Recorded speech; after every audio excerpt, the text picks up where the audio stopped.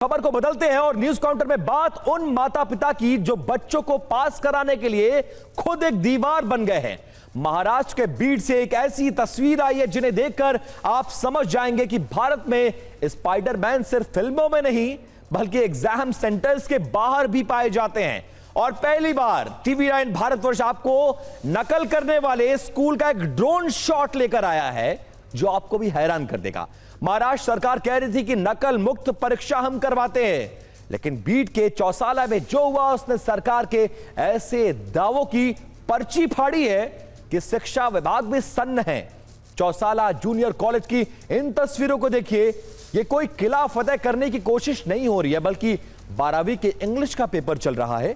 बच्चों के हाथ में कलम है और मम्मी पापा हाथ में चिट लेकर, मतलब नकल वाली पर्ची लेकर खिड़कियों के बाहर लटके नजर आ रहे हैं।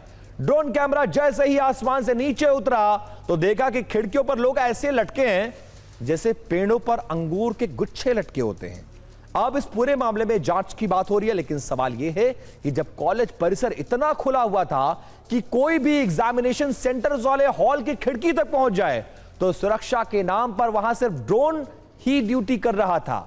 गनीमत है कि यह ड्रोन कैमरा था, वरना साहब इन माता पिता ने तो ठान लिया था कि बच्चा भले ही ए फॉर एप्पल ना जानता हो लेकिन चिट की मदद से ई फॉर इंग्लिश में टॉप जरूर करेगा।